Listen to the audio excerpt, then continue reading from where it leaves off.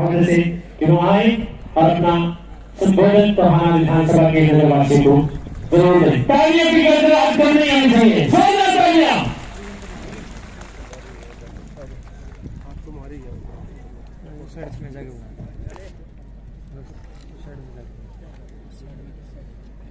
मित्रों, आज का दिन एक बहुत विशेष दिन और इस दिन आपके जोश और खरोश को देखना है, सुनना है, नापना है। कितना जोश आप में है। भारत माता की। भाई ये आवाज तो थोड़ा कस्बे तक भी नहीं गई। हम तो चंडीगढ़ की और दिल्ली की बात करते हैं। भारत माता की। पीछे वाले कोने में या तो मेरी आवाज नहीं सुन रही या फिर वो लापरवाह होकर बैठे हैं। भारत माता की। बहुत बहुत धन्यवाद। नेताजी सुभाष चंद्र बोस एक ऐसा नाम जिनकी याद आते ही उनके विचारों के बारे में जैसा हम सोचते हैं तो रोंगटे खड़े हो जाते हैं। ऐसे नेताजी सुभाष चंद्र बोस जी के जयंती के दिन पर आज के इस मिलन समारोह के कार्यक्रम में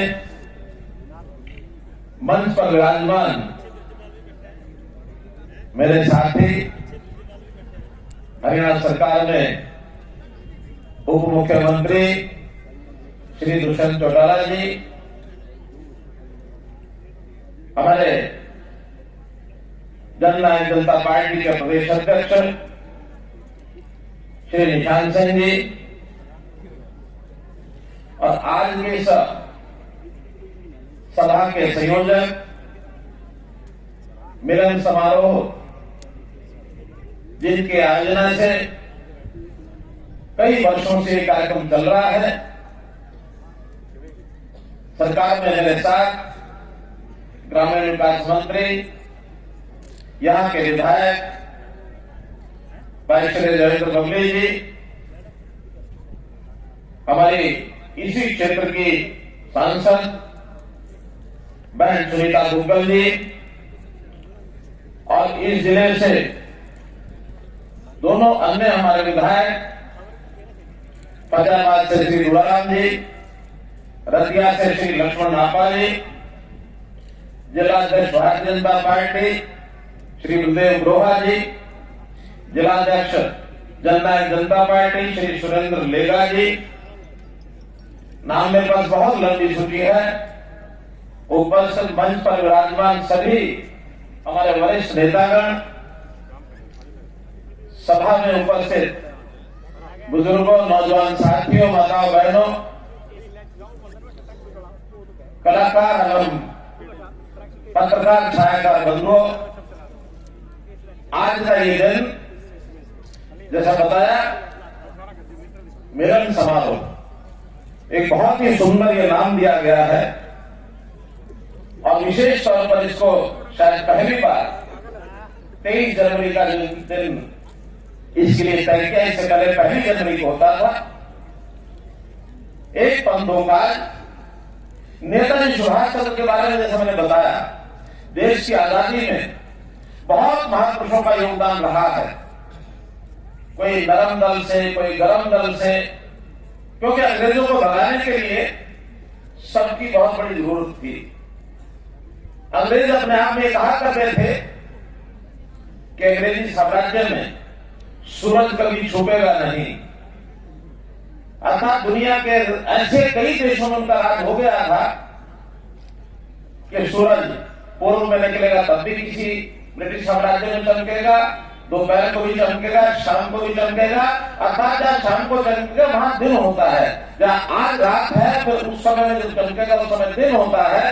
पृथ्वी गोल है तो इस नाते से कहीं ना कहीं सूर्य अंग्रेजी साम्राज्य में चमकता था।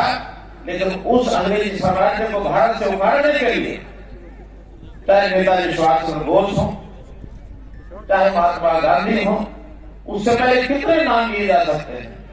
लोकमान्य तिलक का नाम ले सकते हैं, लाला लाजपत राय का नाम ले सकते हैं, डॉक्टर भीमराव अम्बेडकर का नाम ले सकते हैं। अलग अलग तरीकों से सबने पे काम किए।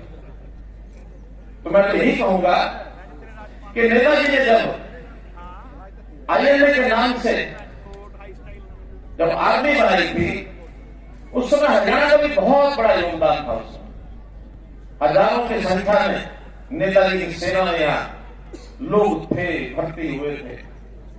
ये ठीक बात है कि आज अधिकांश स्वर्गवासी हो गए हैं, क्योंकि 1942 में ये आर्मी बनाई गई थी। आज ठीक उसके 81 साल हो गए हैं। अगर उस समय 20 साल का भी वो भर्ती हुआ होगा तो आज उसकी आयु 101 साल की होगी।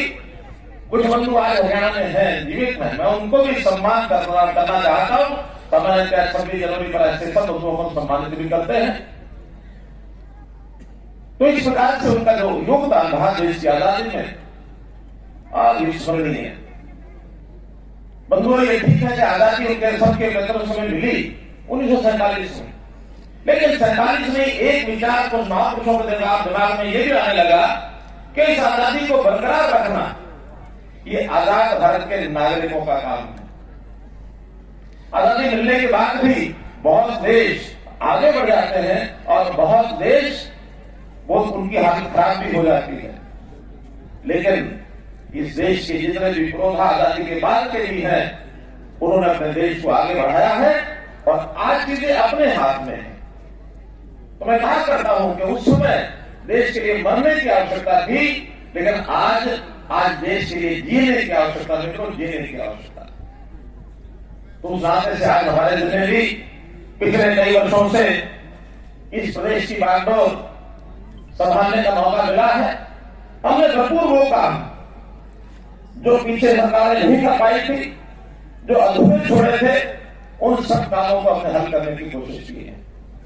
चाहे वो विकास के काम हो, चाहे वो सामाजिक जीवन के स्तर को ऊंचा करने की बात हो, चाहे लोगों के आर्थिक स्तर को ऊंचा करने की बात हो, चाहे रोजगार देने की बात हो, चाहे इस प्रदेश के लोगों को प्रदेश के प्रति सोचने का जो एक गौरव उत्पन्न होना चाहिए कि मेरा हरियाणा गौरवशाली हरियाणा, मेरे मन में हरियाणा वासी होने का भाव ये जागृत हो।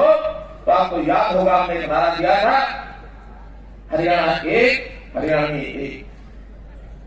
हरियाणा एक, हरियाणी एक का यही था कि हम सब हरियाणी बन के सोचे, अपने प्रदेश के साथ जुड़ करके रहे। तो हमने कितने उसमें काम किए। अब जैसा विचार आया पंचायती राज का, पंचायती राज व्यवस्था पहले भी थी, लेकिन हमने आने के बाद कई परिवर्तन किए उसमें, और बड़ा परिवर्तन उसमें आपको ध्यान में है कि पंचायतें पढ़ी लिखी होनी चाहिए।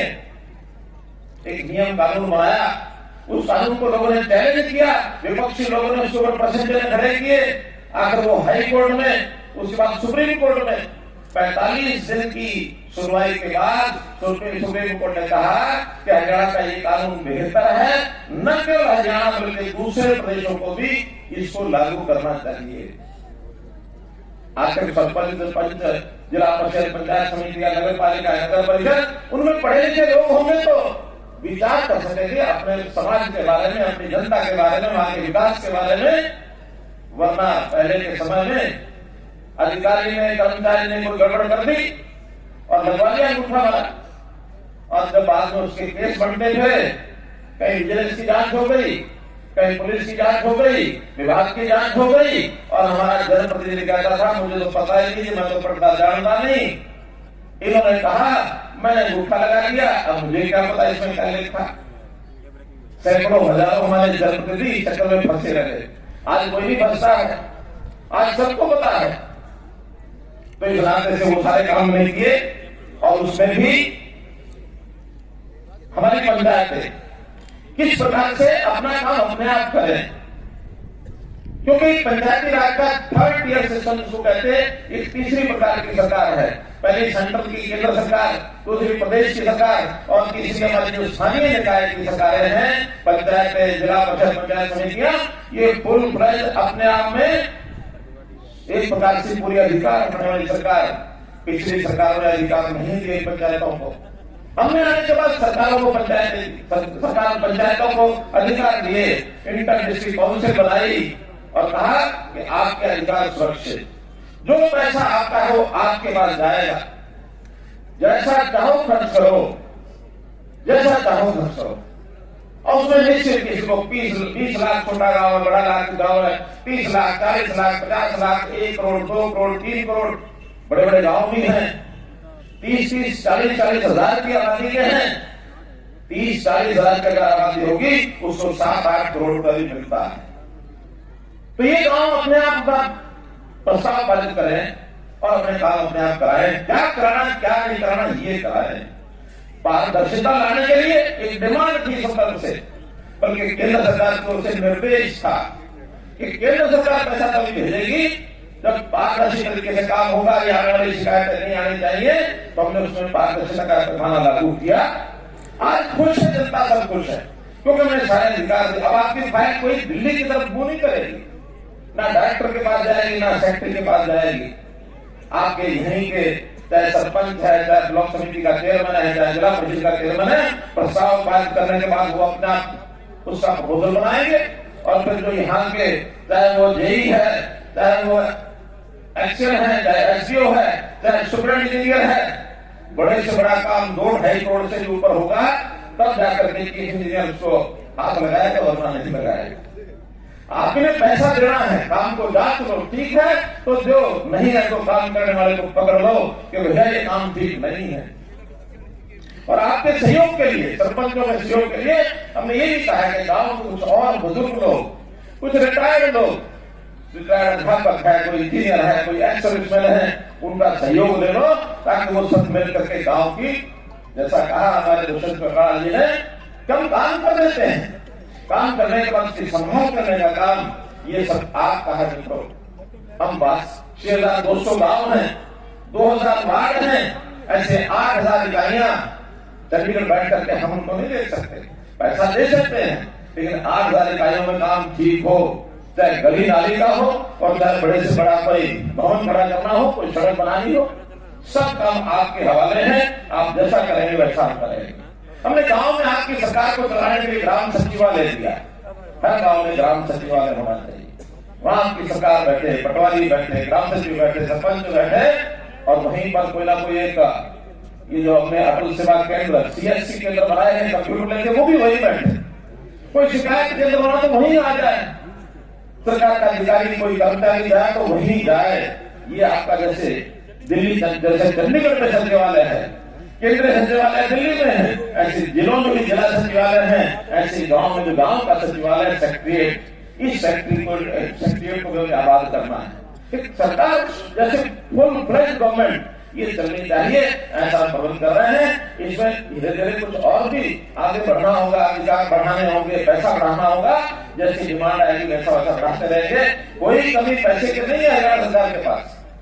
1,77,000 करोड़ का बजट था पिछली बार, अब इस बार हो सकता और बढ़ता ही ऐसा बढ़ता है। सहयोग से मेरे पास वित्त मंत्री का भी दायित्व है, इसलिए उस नाते से हम आगे बढ़ते हैं। हमने गांव के सरपंचों को शराब के ठेके होने चाहिए नहीं होने चाहिए, ये अधिकार भी दे दिए कि आप गांव के लोग ग्राम सभा में 10% लोग लिख करके दे दें कि हमारे यहाँ ठेका नहीं चाहिए, नहीं होगा। और भाई नहीं लिख के दोगे तो फिर करना नहीं, कदम को खोलना ही होगा। क्योंकि ऐसा है कि अगर मान लो नहीं आप लोग चाहेंगे, मान लो नहीं लिख के देना चाहेंगे तो फिर हमारे यहाँ उनको तो भाई कहीं ना कहीं पीनी और गरम शरब पिएंगे तो मुश्किल पैदा हो जाएगी। तो इसलिए उस सिस्टम को हम चाहते हैं कि उसको संतुलन बना के रखो, गांव के लोग एकता कर लें कि हम अपने नशाखोरी को दूर करेंगे। आज शराबी नहीं तो नशीले पदार्थों के और कई प्रकार के प्रचलन हो गए, दवाइयां शुरू हो गई हैं, ड्रग्स, हमारे नौजवान बर्बाद हो रहे हैं। और खास करके मैं इस बेल्ट की चर्चा करना चाहूंगा, सिरसा से लेकर अम्बाला तक पंजाब के साथ लगती बेल्ट, जिसमें आपका टोहाना जाकर भी आता, रतिया भी आता। हम लोग इसमें सावधान हो, गांव के अंदर ये एकता दिखाएं कि हमारे गांव के अंदर ऐसे काम करने वाले उसको हमें कैसे रोकना है, इसका अंतर है। हमारी आमदन बढ़ाने के लिए पहले शाम ड्यूटी नहीं होती थी, यानी गांव का हिस्सा नहीं होता था। हमने गांव के पंचायत के लिए भी 2% का हिस्सा ये शाम ड्यूटी को देना शुरू कर दिया।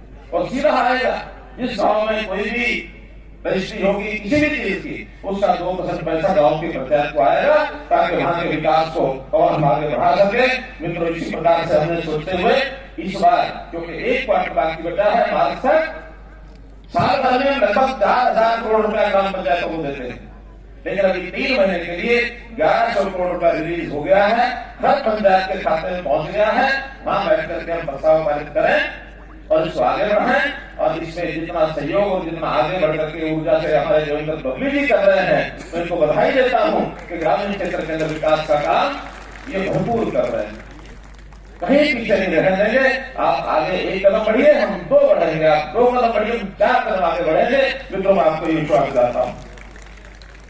हमने विकास के साथ साथ गांव का विकास हो, सड़कों का हो, स्कूलों का हो, अस्पताल बनाने हो, नेशनल हाईवे बनाने हो, नहरें बनानी है, जितने भी काम किए हैं, बहुत की चर्चा यहाँ हुई है, लंबी लिस्ट है, पढ़ने लगूंगा तो फिर अपने समय पहले ज्यादा हो गया सब अपना। अब पीछे पंडाल में मुझे लगता है काफी भीड़ भी हो गई, आप भी जाना चाहेंगे, का भी रास्ता खोल दिया। तो कुल मिला करके मुझे तो अपनी की बात कहनी है कि विकास के साथ साथ जन जीवन कैसे सुखी हो, उनका जीना कैसे सुलभ बने। नहीं तो आजकल, पहले हमने देखा कि जब सरकार में आए थे, वो बात है 2014 की, कि लोग 4था फ्लोर भरा रहता था, शिकायतें लेकर लोग पहुंचते थे, ट्रांसफर की एप्लीकेशन लेके पहुंचते थे।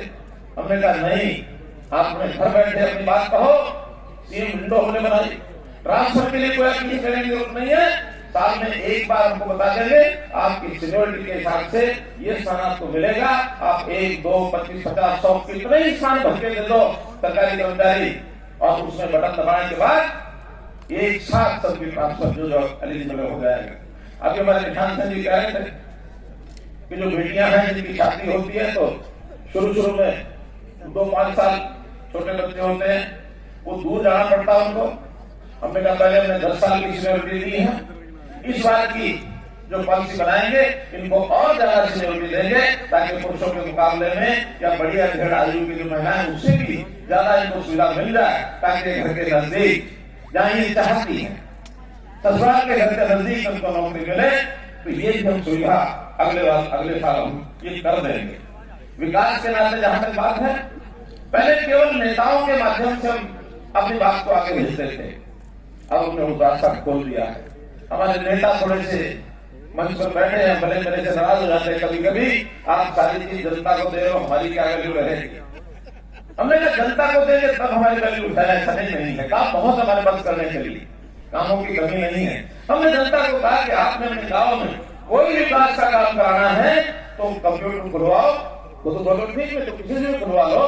ग्राम दर्शन नाम का एक पोर्टल है, उसमें अपने गाँव की मांग डिमांड ये सब डाल दो, कोई शिकायत हो भी डाल दो, और तुरंत विभाग के पास पहुंचेगी, विभाग का आदमी अपने आप गाँव जाकर के उसका सर्वे करेगा और आपके गाँव का काम हो जाएगा।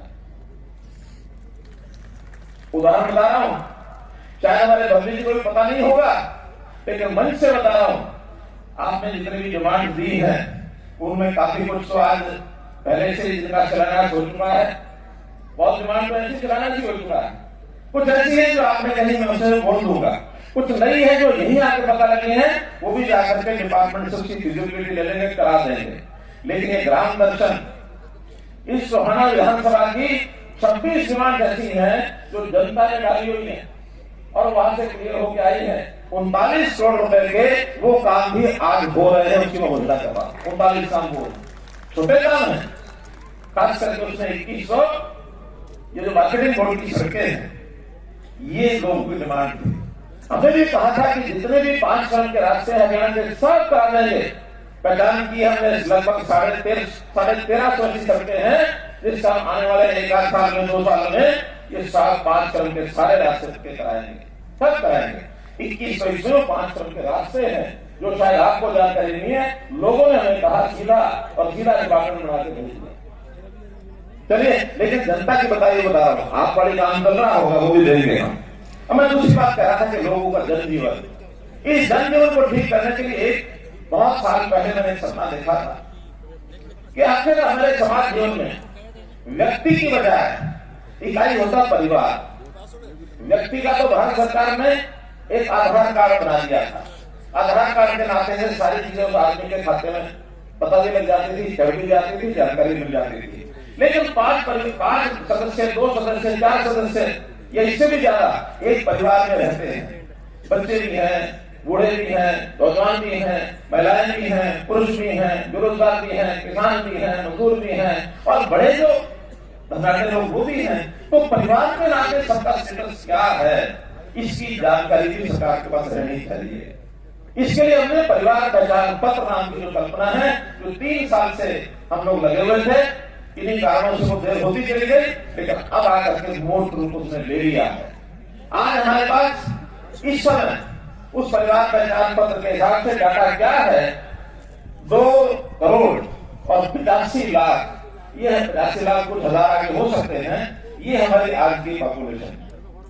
और 72 लाख कोई 300 के लगभग 72 लाख 3,000 के लगभग आज जो है परिवारों की संख्या है। ये लेटेस्ट बता रहा हूं। हर दिन जन्म होता है किसी बच्चे का, वो उसमें चढ़ जाता है। अस्पतालों में या ग्राम पंचायतों में जो चौकीदार होते हैं वो जाके अपना देते हैं, वो चढ़ जाते हैं। हर दिन की पॉपुलेशन जो पहले कभी 10 साल बाद पता लगती थी कि हमारी पॉपुलेशन क्या है, गांव की, शहर की, जिले की, प्रदेश की, 10 साल के अंदर फिर अगले 10 साल अनुमान लगाते रहते थे। अब हर दिन का पता लगता है कि आज हमारे प्रदेश के अंदर कितने बच्चों ने जन्म लिया और साथ ही अभी चक्र है जीवन का, लोगों की मृत्यु होती है।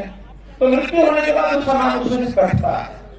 अपने आप पता लग जाता है कि आज प्रदेश में कितने लोग परिवार पहचान पत्र में से काट दिए गए, कितने ऐसे बाहर से प्रदेशों से आकर के यहाँ स्थायी रूप से रहने लग गए हैं। 5 साल जिनको हो गए उनका खाता अलग, 5 साल से कम जो है उनका खाता अलग। आज कितने बच्चे 6 साल से लेकर 12 साल तक स्कूल में जाते हैं, कितने सरकारी में, कितने प्राइवेट में, और कितने बच्चे ऐसे जो सरकारी प्राइवेट में नहीं जाते, परिवारों में नाम दर्ज है। आज भी लगभग 2.5 लाख बच्चे ऐसे हैं जिनका नाम ना प्राइवेट स्कूल में है ना सरकारी में। अब या तो वो बच्चे पढ़ रहे होंगे जो हमारे बिना रजिस्ट्रेशन के जो स्कूल चल रहे हैं, बिना मान्यता के, या उसमें पढ़ रहे होंगे, या किन कारणों से नहीं पढ़ रहे, हमें बैठे हैं। एक बच्चे को हमारे अध्यापक बंधु स्कूल में जो काम करने वाले लोग उसको ट्रैक करेंगे कि बच्चा स्कूल में भेजो, क्यों नहीं भेजते हो। 18 साल से 25 साल तक हायर एजुकेशन, उच्च शिक्षा विभाग इनको घर में जाकर देखेगा कि क्या कर रहा है, पढ़ाई कर रहा है क्या, स्किल में है क्या, कहीं रोजगार मिल गया है क्या बेरोजगार बैठा है। हम ऐसे परिवारों की पहले चिन्हित कर रहे हैं जिनके परिवार की आय 1 लाख रुपया साल से भी कम है, सिर्फ 8,000 का महीना।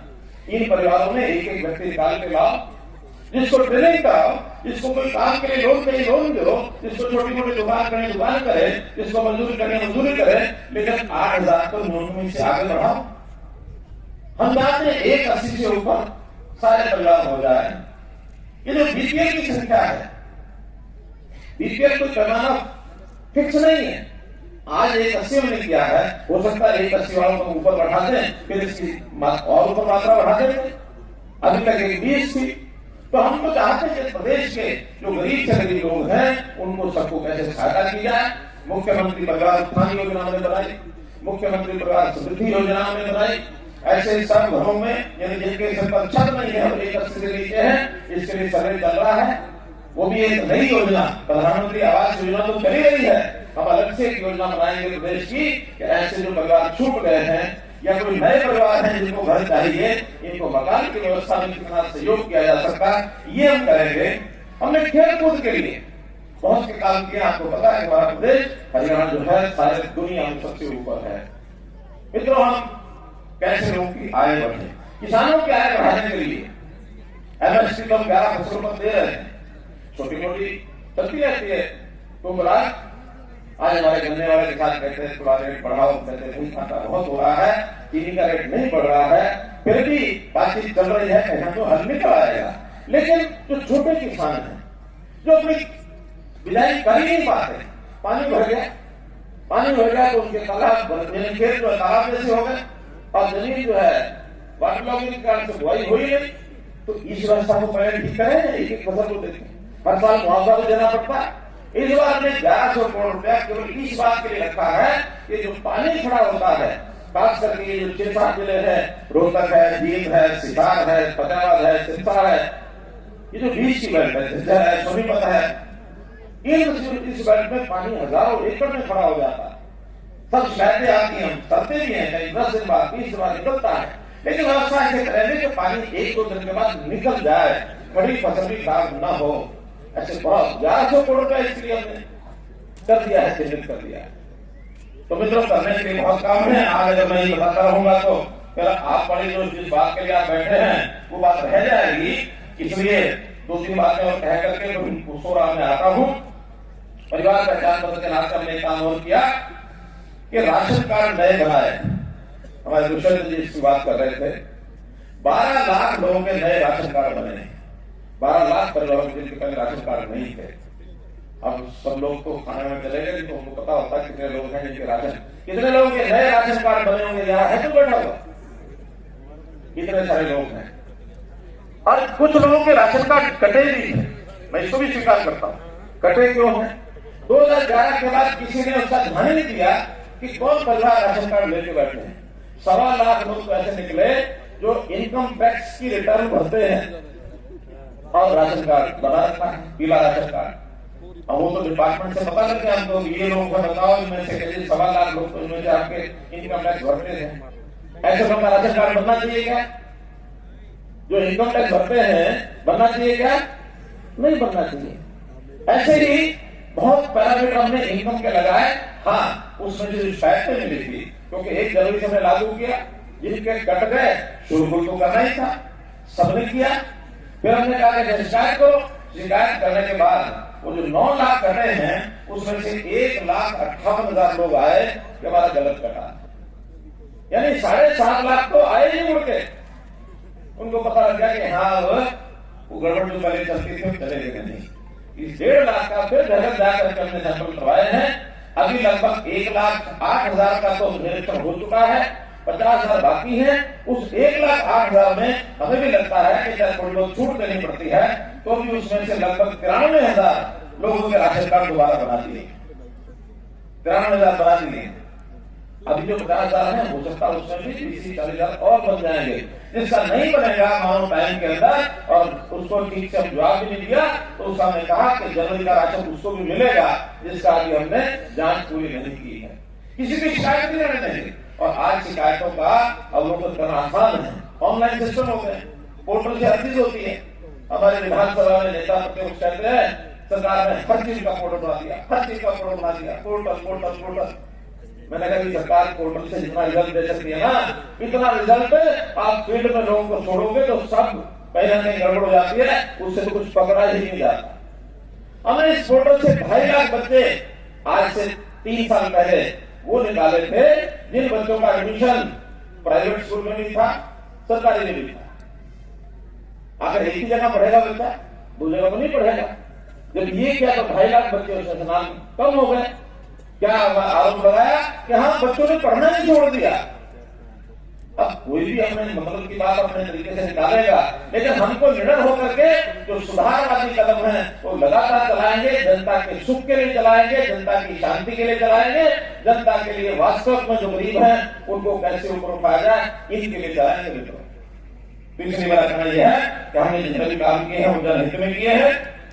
अभी एक आज नई चीज का भी मैं शुभकामना देता हूं उस कंपनी को भी। और जैसा हमारे जो क्रांति चल रही है इलेक्ट्रॉनिक टेलीकॉम की, इस आईटी के जमाने में बहुत आगे बढ़ गए हैं। मोबाइल की क्रांति तो बहुत हुई है और मोबाइल की क्रांति में आज ये कंपनी ने 5G हरियाणा में लागू कर दिया। अभी तक 4G पर चलते थे, आज ही हरियाणा में जियो कंपनी ने 5G चालू कर दिया। और हमारे जो लोग कंप्यूटर का उपयोग करते हैं, मोबाइल का उपयोग करते हैं, ऐसी जितने भी इलेक्ट्रॉनिक चीजों का उपयोग होता है उसकी स्पीड बहुत बढ़ गई है। और कल ही हमने कुछ कंपनियों से बुला करके ये जो इंटरनेट का स्पीड है मेगाबाइट्स, क्या रहता है वो एमबीएस की क्या, तो इस प्रकार से ये जो हमारी हर चीज की स्पीड कैसे बढ़े, इंटरनेट की सॉफ्टवेयर की व्यवस्था कैसे, क्यों ये कंपनियों को हरियाणा का काम वो भी दिया है ताकि हमारे यहाँ ये सारी लाइन जहां तक बिछनी है वो सारी दिख जाए। तो ये जनता के सुख सुविधा के लिए बहुत से काम किए हैं। स्वास्थ्य के नाते से जो चिरायु की बात हमारे कुशल जी ने दोहराई है, उसको दोहरानी चाहता। हर परिवार उसको, उसका कोई सदस्य बीमार होता है, उसको ठीक इलाज, मुफ्त का इलाज 180 तक, और 180 से ऊपर के भी लोग हैं उनके बारे में विचार करता है कि सस्ता इलाज उनको भी मिले। तो इसकी योजना हमारी आगे बन रही है।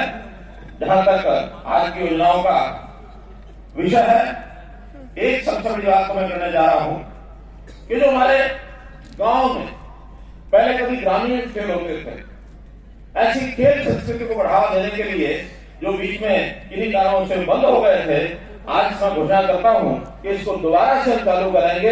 हर गांव में खेल की प्रतियोगिता, ब्लॉक स्तर पर खेल की प्रतियोगिता, जिला स्तर पर खेल की प्रतियोगिता, इसका एक सिस्टम हमारा ग्राम विकास मंत्रालय बना रहा है। उस नाते से जो हमारी पंचायतें, जिला परिषद और पंचायत समितियां वो इसका आयोजन करेंगी और प्रदेश स्तर पर प्रदेश अपने आप करेगा। तो ऐसा ही खेल की प्रतियोगिता भी इस वर्ष से ये शुरू करने जा रहे हैं। 12 खेल उसमें होंगे, kabaddi, volleyball, basketball, handball, kho kho, football, hockey, कुश्ती, एथलेटिक्स, रस्साकशी, घुड़दौड़, वेट लिफ्टिंग, ऐसी सारी प्रतियोगिताएं ये इसमें होंगी। जो आज शिलान्यास किए गए हैं, उद्घाटन किए गए हैं, 7 तो उद्घाटन किए हैं, 272 करोड़ नहीं, सिर्फ 72 करोड़ रुपए की ये योजनाएं 7 उद्घाटन किए हैं और 11 जो है उसका शिलान्यास किया गया है। 200 करोड़ रुपए के ये जो बड़े बड़े शिलान्यास के कार्यक्रम हैं, खास करके उसमें सिविल हॉस्पिटल टोहाना तक की बात आई, construction of new bus stand की बात आई है, और जो उद्घाटन है वो जो बाईपास है, उस बाईपास का भी आज उद्घाटन किया गया है। तो ऐसे इतने काम तो पहले सब हो चुके हैं। जहां तक इससे पहले की बात है, लगभग 385 करोड़ की योजनाएं जो या तो काम हो चुके हैं पूरे या पहले चल रही हैं, वो इसके अलावा है। आज जो है लगभग 270 करोड़ के शिलान्यास उद्घाटन ये इसके अलग हुए हैं। इसके अलावा जो डिमांड रखी गई है उनमें भी मोटी मोटी आपके सामने मैं रख रहा हूँ। पहला तो जैसे टोहाना रतिया रोड, बीच में हमारे नापा जी ने खड़े होकर के कहा मेरे ध्यान में है और वो डिप्टी सीएम साहब ने उसको दोहराया है, तो इसकी मंजूरी दी जाती है और इस पर 87 करोड़ रुपया इस पर लगने वाला है। ऐसे ही जाखल, धारसूल, भूना, पावड़ा, तरसौल रोड ये एनडीआर है, इसकी स्ट्रेंथनिंग और वाइडनिंग, चौड़ाकरण भी होगा और इसका सुदृढ़ीकरण भी होगा। ये भी 67 करोड़ रुपए का खर्चा इस पर आएगा, इसको भी मंजूर किया जाता है।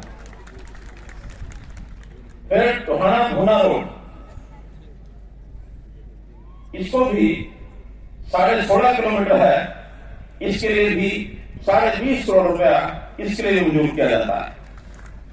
फिर सूर्यवाड़ा चौक से उपलाना, भूना, फतेहाबाद रोड तक मिलाएंगे, क्योंकि भूना से फतेहाबाद तो बनी है लेकिन इधर भूना तक सूर्यवाड़ा चौक से वो बनी नहीं आती, उसको भी मंजूर करना है। तो इस पर भी 27.5 करोड़ रुपया इसका भी मंजूर करते हैं। एक टोहाना सनियाना रोड टू बिडाई खेड़ा, जैसा आपने बताया कि छोटी रोड है, 1.5 किलोमीटर की है, तो इस पर भी 8.5 करोड़ रुपए का लगभग खर्च आएगा, ये भी इसको पूरा करते हैं। इरिगेशन की कुछ चीजें हैं, कुछ आज चलाना उद्घाटन हो गए हैं, फिर भी जो फतेहाबाद ब्रांच की जो रीलाइनिंग और रीएप्लिकेशन करनी है उसका भी 36 करोड़ रुपया ये मंजूर किया जाता है। फिर भाखड़ा मेन लाइन के 2 प्रोजेक्ट हैं 11 करोड़ के, इसको भी जो है मंजूर किया जाता है। एक पुल है और वो मैं उसको कहूंगा कि वो दादा पोता का पुल है, बिडाई खेड़ा से और डागरा तक, क्योंकि कभी कभी रिश्तों में खटास आ जाती है, तो खटास को दूर करने के लिए पुल कमजोर को उसको मजबूत करना पड़ता है।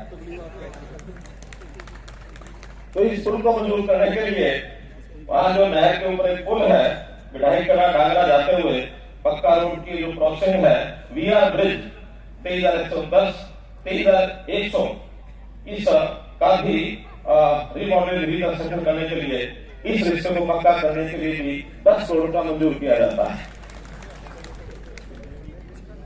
एक तो बड़ा काम वैसे हमने फतेहाबाद जिले के लिए अनाउंस कर दिया था, लेकिन उसमें जो खास बात है वो आपके लिए बतानी है कि हर जिले में जैसा हमने कहा मेडिकल कॉलेज खुलेंगे, फतेहाबाद जिला भी उसमें एक है जहां मेडिकल कॉलेज पहले नहीं था, घोषणा पहले हम कर चुके हैं। आज उसका स्थान, क्योंकि 6-7 स्थान के सरकार ने सर्वे कराया, हमारे डिपार्टमेंट ने सर्वे किया और जो डिपार्टमेंट ने फाइनल किया है वो गांव रसूलपुर में हमारे पास जो जमीन है उसको हम जो है उसको फाइनल करते हैं।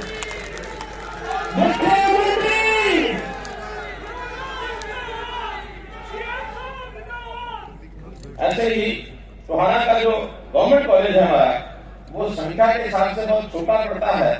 मैं पहले भी उसकी अनाउंसमेंट कर चुका हूं कि उसको बाहर कहीं बनाया जाए। मैं फिर आज दोहरा रहा हूं कि उसके लिए जमीन 15 एकड़ 20 एकड़ अगर आसपास के टोहाना से आप दिलवा सकें तो जैसा ही जमीन फाइनल करेंगे वैसा ही उसका निर्माण कार्य ये शुरू हो जाएगा।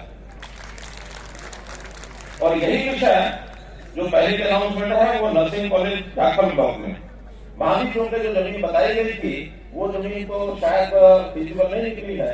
जो भी कोई जमीन आप बताएंगे ठीक है, जो बदलती है तो उसको आप दे देंगे और उसको भी हम जो मार्केट रेट के हिसाब से ई भूमि पर हमने ई भूमि का पोर्टल बनाया है जिसका जिक्र पहले हुआ है। कोई भी विकास का काम उस इलाके में जो लोग चाहते हैं वो ठीक रेट अगर डाल देंगे, चाहे तो क्योंकि प्राइवेट लैंड है तो बिक्री होती है, उसमें एक्वायर नहीं करनी पड़ती।